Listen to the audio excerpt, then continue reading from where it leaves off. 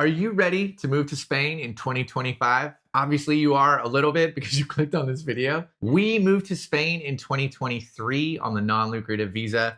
It's been 2 years. It's been an exciting, amazing, but also kind of a complicated process. So to help you start your journey, we are talking to a visa and immigration expert so that you can get the most up-to-date information to help you plan your move to Spain. We're here to chat with Marina Henestrosa from Bureaucracy.es, and we're asking her all of the visa FAQs that you have asked us or that she receives often. All the things that you need to know to start your process today to move to Spain. So let's dive in with Marina to find out about how you can move to Spain in 2025. I'm Lainey. And I'm Sean. And this is Days We Spend.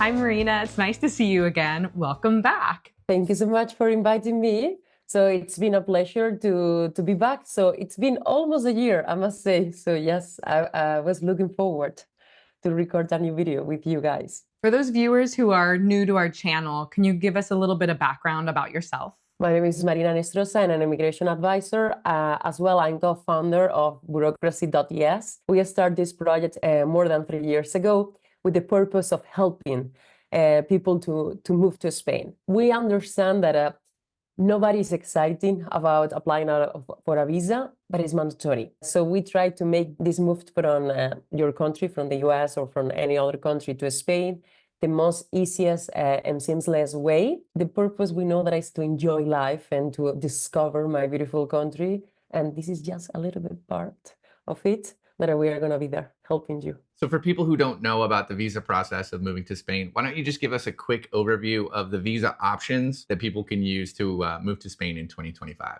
The first one is the non-lucrative visa, which is a visa that allows you to live in Spain and not work. I think you are familiar with that. So this application is done always at the consulate of the country of residence. The second option is the Digital Nomad Visa that allows you to work remotely from Spain and yeah, so live here as well. So both type of visas counts towards permanent residency and also citizenship. So they are very good options. And yeah, the biggest difference is with the first one, you are not allowed to work at all. And with the second one, yes, you are allowed to work remotely. What I can say about the Golden Visa, is still an option to apply for the Golden Visa. However, the Congress just approved the elimination of this visa, and we are expecting that in early 2025, it's gonna come to an end. We don't know the exact date yet, so as soon as we have it, we are gonna share with you the information.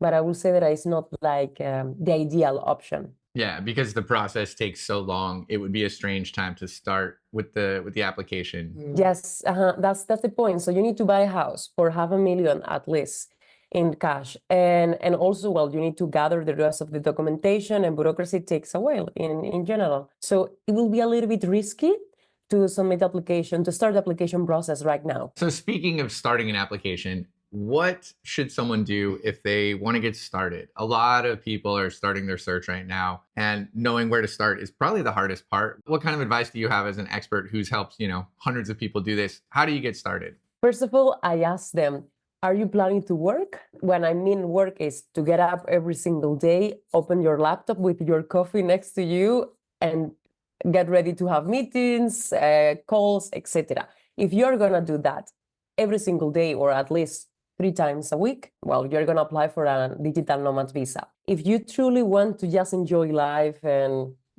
so see what is next around the corner, I will recommend the non-lucrative visa. Sometimes I advise my clients to contact a tax lawyer in the first place, have a consultation with a tax lawyer and see which tax option is the best for them. We didn't do that when we applied. And we realized that's something we tell people as well, is that the first step is actually before your application. You need to wrap your head around what it's going to mean financially to move to Spain. What are your tax liabilities? If you sell your house, what does that mean? Yeah. If you keep working, what does that mean? How does Social Security work with your country and with Spain? It's really complicated. Yeah, we didn't do that. And I kind of regret doing that. We're on the non-lucrative visa for those viewers who don't know. And we're young enough to have still working years ahead of us. So we didn't think through what does the long-term goal mean of moving to Spain? So we're going to be kind of dealing with some of those ramifications of if we stay 5 years, 10 years, what does that look like with our tax liability? So yeah, we definitely agree with you on that, contacting a tax professional. Yeah, go talk to someone that knows what money is and find out how to make your money more money. Don't take our advice. Take the professional. No. I don't have an answer for when someone asks me about taxes, I smile because I don't want to give a wrong advice. So it's all the work that you have put and all the energy into that money. I don't want to give you wrong advice. I think it's very delicate topic. So, so yes, tax advisor is the best idea. And after that, yes, you come to us and we're going to be more than willing to assist you. Of course, you need to be eligible. So not everyone is eligible for this type of visas. But we can make it work. This is always that I say to my clients. Perhaps today you are not eligible, but we can work on that. And in a few months you are, and we can start the application process. Right. Well, I guess it kind of leads to the question of how do people know when they're ready to move to Spain? I will say that they should contact us 6 months in advance. Because as you know, the immigration law changed quite a lot. And also the rules of the consulate, etc. So giving you advice like 2 years in advance or 1 year in advance doesn't make sense because the law can change. So yes, 6 months is ideal. So this is what we advise our clients, and usually because gathering documents take a while, submitting the application, having a response. So yes. So what's your advice for someone who does want to move to Spain and they're 3 or 5 years ahead of time? Like what can they do to kind of long-term prepare themselves? Well, they could contact us via email and they can explore the options. Of course, we can give them advice via email, and also they can complete our quiz. So we have designed quiz to see if they are eligible for the Digital Nomad or the Non-Lucrative Visa, and they can have a better idea. But I will say that that's why we created these videos, because they are informative. They can have an idea, like a rough idea about how it's going to be. But I wouldn't do anything. Actually, sometimes I speak with families, and of course, when you're moving with your kids, etc., is a bigger decision, even with pets. So it's the logistic change, and they are anxious, and they are like, "What am I gonna do, Marina, right now?" And me, nothing. Just enjoy life. So contact me in 3 months, because we are gonna start the application process in 3 months. Because right now the documents are gonna be updated, as you know, they are valid between 3 and 6 months. So does nothing. Do nothing is the worst. I know, because you want to do something to get it started. So Marina, you don't understand Americans. We want to do everything now, and we want to do it fast. You're like, just relax. Starting too early is almost worse than doing nothing, because the rules are going to change, the requirements are going to change. One thing we did before we moved was we actually spent 2 months in one of the cities that we thought we might want to live in. And that was a way for us to test out if we wanted to live in Spain, because 2 months is fine on the regular tourist visa. So we that's a great option, I think, for people who want to move to Spain, is come here and actually see, like, can you see yourself living in the places you think for more than, a few weeks? And we did it on an off season too, so it wasn't like the best weather, and I think that was the ideal way too. For us. Have you worked with people that have done that have taken a long trip, or do you recommend that at all? Yes, actually, this is what I advise them, because they contact me and it's like, I'm gonna go on a scouting trip to Spain to explore neighborhoods, schools, etc. And I advise them that this is the right way to follow. So to know exactly how it's gonna look like to live in Spain, because you're not gonna be a tourist. You're gonna be a resident here, and you're gonna have a routine. You're gonna go to the bakery and to your favorite cafe every day, etc. So yes, and sometimes they ask me, Marina, do I need to do something while I'm in Spain, just in this scouting trip? And I always say, no, don't think about this. Don't think about the paperwork. Just really enjoy. And I will say that 2 months is a good timeline to really explore and to have the feeling. Because sometimes we imagine scenarios, and when you are in Spain, you realize that people don't behave like this, the traditions, the time, the schedules, etc. I always tell my clients, I'm not in a rush. You shouldn't. So let's take things easy and like slowly. So we are confident that your visa is going to be approved. We are going to do the best to get granted. And after that, yes, you're going to relax and just enjoy life in Spain. So you mentioned about 6 months before someone wants to move, they should contact you. Is that about how long the average visa application process takes? Kind of. And I'm going to say, for example, if it's a non-lucrative visa, the application is going to be always at the consulate. Gathering documents takes about 3 months because the most time-consuming document is the background check. It's a federal document and must be apostilled in Washington, D.C. and takes 11 weeks. There is ways to expedite the apostille, yes, if you pay extra, but anyways, it's going to be around 6 weeks. Later on, you need to go to the consulate, submit the application, and the consulate, according to the Spanish law, they have up to 3 months to review your file. So that's why. And later, after the visa is granted, imagine after 6 weeks, because we were lucky enough, you have a window of 3 months to enter in Spain and exchange that visa that you got into the residency card. So yeah, so I will say that 6 months is realistic according to the non-lucrative visa timeline. And regarding the digital nomad, it's less. It's but just a little bit. Why? Because we have two options. With the digital nomad, the application can be done at the consulate or can be done within Spain when you travel as a tourist.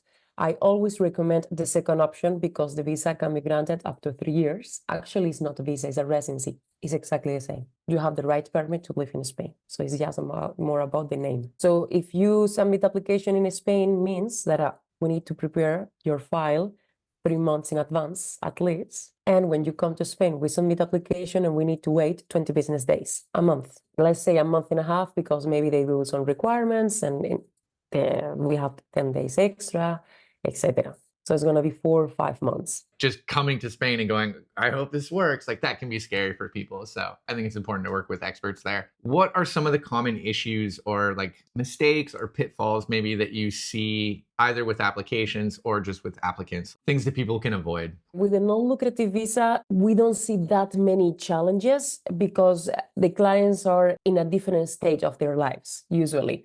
So they already work, and they just want to see the timeline about when I'm going to sell my house, how it's going to be the taxes situation, and when I'm going to move actually to Spain. So I will say that with a non-lucrative visa, we don't face that much situations.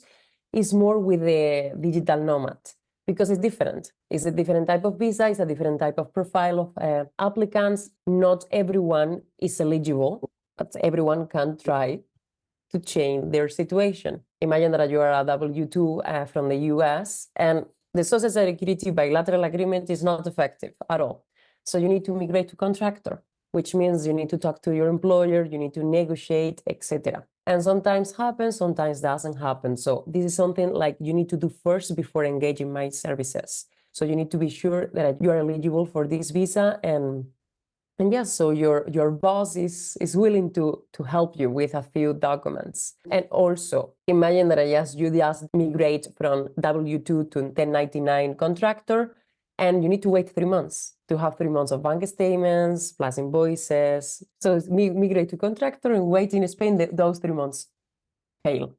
So this is a mistake because you cannot wait 3 months as a tourist, and after 3 months and 1 day submit application, you need to be legal in the country as a tourist while submitting the application. So we always advise to wait in the home country before traveling to Spain. The advice is always take it slow. You're going to live in Spain, and usually the digital nomad is granted for 3 years.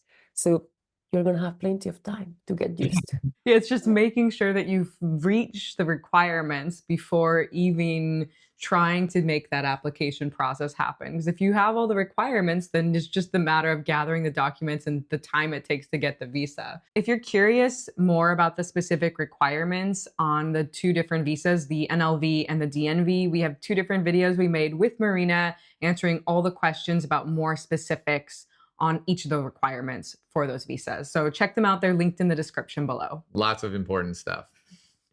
But right now, let's ask Marina a couple things. Tell us a little bit about the new dashboard for Bureaucracy.es. I can say that I'm very proud because we have been able to gamify the process. With our dashboard that we have improved quite a lot, you have a better idea what is going to be next. I'm a very visual person, and until I don't see something, I don't realize that it's happening. And with the dashboard, guide you along the process. So you can see the payment structure, how much you are going to pay, when you are going to pay, of course, including a 10% discount. So you can book a consultation with your case manager, send messages, upload documents, you receive documents that we have upload on our end, see the task. So you can see on a part that is like all the task and what is included in the task and how much time is going to take to accomplish that task. Really, we have put a lot of love and passion to this dashboard, and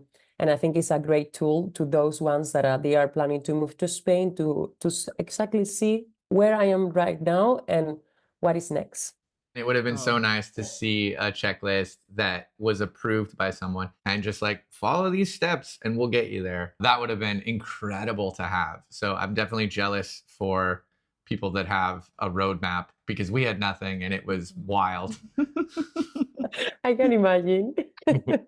So for people that want to get started, click the link for 10% off. Get started working with Marina and the team at Bureaucracy.es. So when they get started, they're going to take the quiz and then they'll get started in the dashboard. Well, I'm going to explain you. Yes, because this is one of the changes that we have done. Of course, for the applicant, it's important to see if they are eligible or not.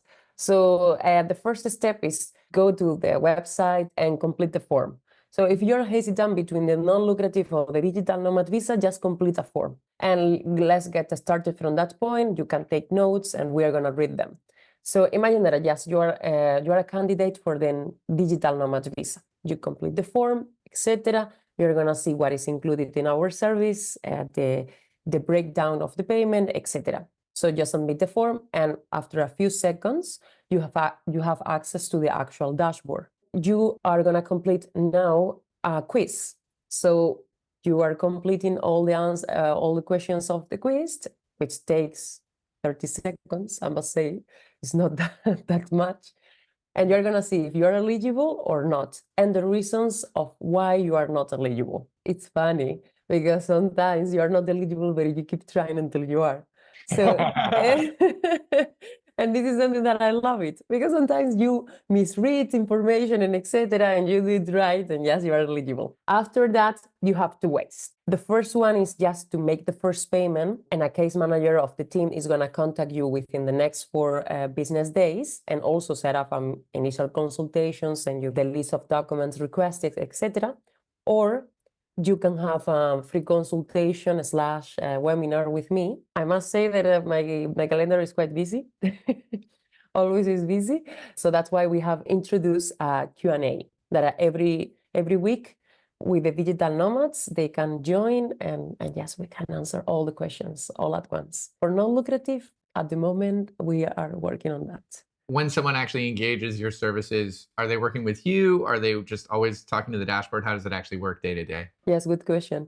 We have designated case managers for each family or applicant. They are going to see a face. So they are going to talk to someone and they are going to say, yes, I'm talking to Marta or I'm talking to Juliana. So it's going to be a real person that is going to be behind their application and is going to have a personal touch, of course. We love getting updated expert advice about what is honestly kind of a scary, complicated process. Yeah. So it's always a pleasure to chat with you. We can't recommend Bureaucracy.es enough. Again, use the link in the description and get started with Marina if you want to get the process started correctly and you actually want to know what's going on instead of what we did, which was chaos.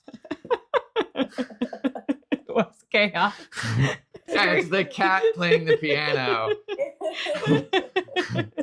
Marina, thank you so much. It's always a pleasure to talk with you, and we really appreciate the updates. Thank you so much for having me. It's been a pleasure always to chat with you. Yes, see you soon. Thank you so much for spending your day with us, and thank you to Marina for taking her time to chat with all of you about all of the visa FAQs for for 2025. We really hope this video gives you the expert advice that you can actually use to take this next step to move to Spain, because living in Spain is awesome. We've got another video coming up with Marina about some of the updates and the more specifics for 2025. So stay tuned for that. I'm Lainey. And I'm Sean. Thank you for spending your day with us. The dancing is just now part of the channel. I don't know. It's just... Do you want to move to Spain in That's 2025? Are you ready to move to Spain? Click now! But wait, there's more! Now, get ready for the paperwork. Congratulations, you found the video to help you move to Spain. Actually, that's not terrible.